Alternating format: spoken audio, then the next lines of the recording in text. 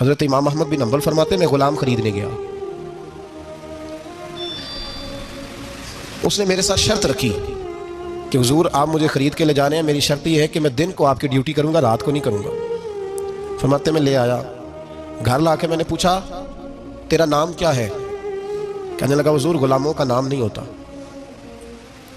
खाएगा क्या? हुजूर गुलामों की चाहत नहीं होती, जिस नाम से पुकारोगे आ जाऊंगा, जो दोगे खा लूंगा। कहा किस कमरे में रहोगे? कहा हुजूर गुलामों के नखरे नहीं होते। कहते मैंने कहा फिर भी ये कमरे हैं, पसंद कर लो। एक टूटा फूटा सा कमरा उसने पसंद कर लिया। इमाम अहमद बिन हंबल फरमाते मैं उसे काम बताता पर इतनी मेहनत से करता कि कमाल कर देता, मेरे इशारे समझता। एक दिन मैं तहज्जुद के वक्त उठा, उसके कमरे में गया तो वो तौबा तौबा पुकार रहा था। सुनो वलियों की तौबा। फरमाते उसके कमरे से चीखने की, या अल्लाह माफ कर दे, या अल्लाह माफ कर दे, अल्लाह माफी दे दे, तड़प रहा है, रो रहा है। और इमाम अहमद बिन हंबल फरमाते हैं हाल ये है कि उसके कमरे से लेकर आसमान तक नूर ही नूर फैला हुआ है, नूर ही नूर। और वो रोता है या अल्लाह माफ कर दे, या अल्लाह माफ कर दे। फरमाते मैं सोचने लगा माफी किस चीज की मांग रहा है।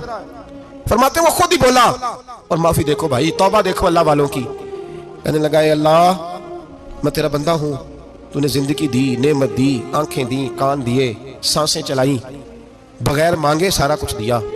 चाहिए तो ये था कि मैं दिन रात तेरी बारगाह में झुका रहता, पर मुझे माफ कर दे। मेरे ऊपर इमाम अहमद बिन हंबल के भी हुकूक है, मेरे मालिक का भी हक है, इसलिए मैं दिन सारा इबादत नहीं कर सकता, बस 5 नमाजें पढ़ सकता हूँ। रात में जागता रहता हूँ तेरे हुजूर। अल्लाह वो जो सारा दिन मैं इबादत नहीं ना कर पाता, मुझे माफ कर दे।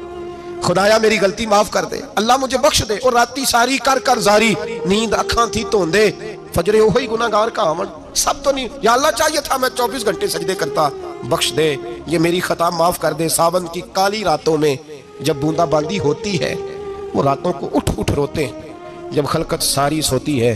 और दरवेश कहने लगे रात पवे ते बेदर्दानू, नींद प्यारी आवे, दर्द मंदानू याद सजन दी, सुते अमियान जगावे।